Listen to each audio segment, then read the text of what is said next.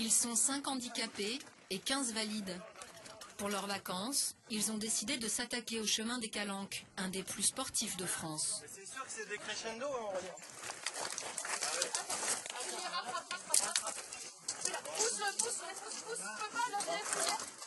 20 km de sentiers escarpés entre Marseille et Cassis, que va parcourir ce groupe de randonneurs pendant une semaine.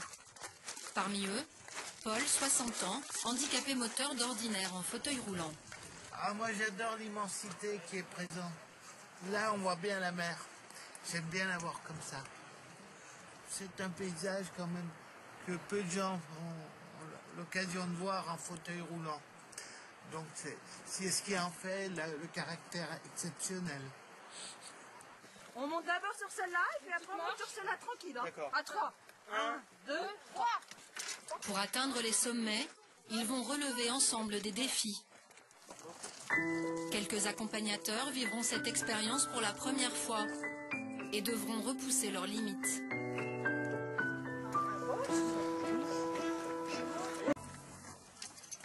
Dans les Calanques, la première étape de l'aventure passe par l'initiation à la Joëlette.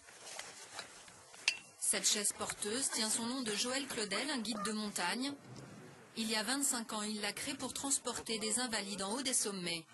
On n'hésite pas à sortir en fait. La personne qui est à l'avant de la Joëlette, c'est elle qui va faire un peu le tracteur. Hein, c'est elle qui va tirer la Joëlette. Donc c'est un peu plus physique à l'avant et derrière c'est un peu plus technique. Et ben c'est parti.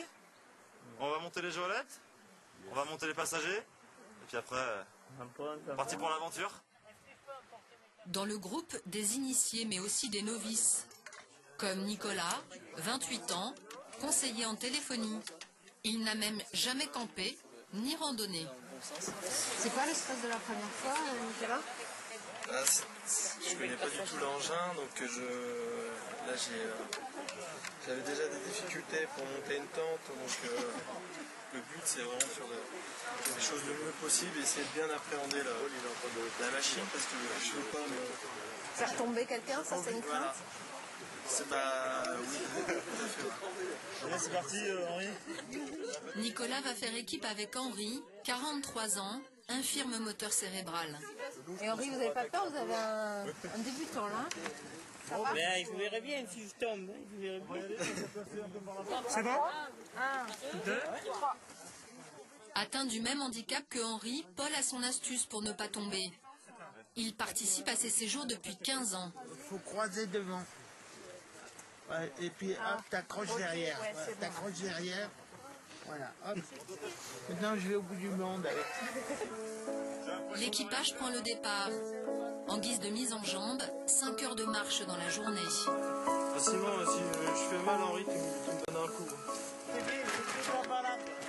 La caravelle surplombe le parc national des Calanques. Mais très vite, la beauté des paysages est éclipsée par les premières difficultés et le risque de chute. Doucement là. L'autre, petit. Attends, parce qu'il faut que je descende et c'est très glissant. Attachée à la Joëlette, Brigitte a conscience du danger. J'ai un peu tendu. J'ai quelqu'un de tous les côtés, donc ça va. Je vais prendre la chute. Tu te poses, tu te lèves et tu te poses. Et après tu Non. regardes où tu vas aller. On va pas y penser. T'es tendu là. Au niveau des novices, ça monte un peu en pression là. C'est ça qui est bon.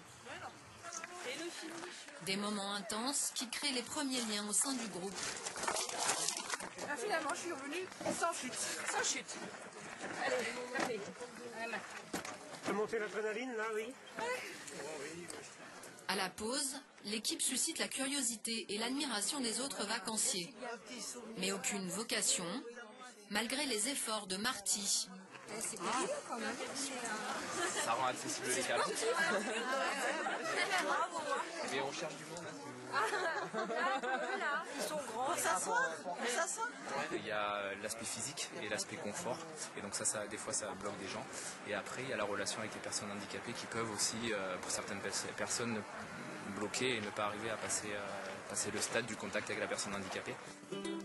Pourtant, après une journée d'efforts partagés, au campement, chacun commence à trouver ses marques et à dépasser les différences. Là, la petite équipe a l'air pas mal, hein? Ah oui, oui, toujours. Et finalement, il y a cette espèce de... Tu sais, ça prend toujours comme de la pâte à modeler quand tu étais gamin. Tu la pétris un peu, au bout d'un moment, ça marche. Nicolas a ainsi fait connaissance avec Maria, la non-voyante du groupe. La quadragénaire pétillante s'est prise d'affection pour lui. Celui-là, c'est... C'est mes yeux, Nicolas, c'est mes nouveaux yeux. C'est ce que je dis, parce que mon chien, quand on peut pas... Comparé à ton chien, c'est bien habillé pour j'en suis un labrador. Avec humour, Nicolas trouve le ton et fait tomber les barrières. 1, 2 et 3. Voilà, parfait. Il donne un cours de salsa à une non-voyante. 4, 5, 6, 1, 2, 3. Te faire tourner, tourne. Voilà, tout à fait. Tu pars comme ça. On va serrer. 5, 5. C'est très serré. Je suis comme ton labrador en fait, sauf que ton labrador il t'emmène à la boulangerie et moi je te fais danser. Voilà. Mais ce sont les premiers contacts physiques qui vont créer une réelle connivence entre valides et invalides. Toucher l'autre, sa peau, est une façon de s'apprivoiser. Tout neuf, quoi. On laisse la moustache ou...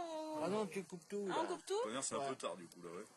Arrête! Oh là là, ben dis donc, c'est Mais sportif. j'arrive pas à être sérieux comme un pape. Bah essaye, attends.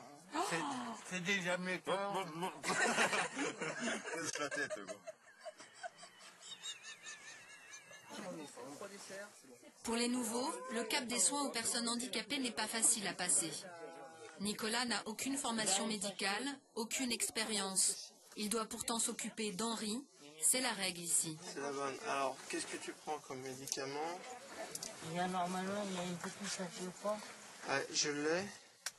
Ah, ça c'est l'autre dimension, celle.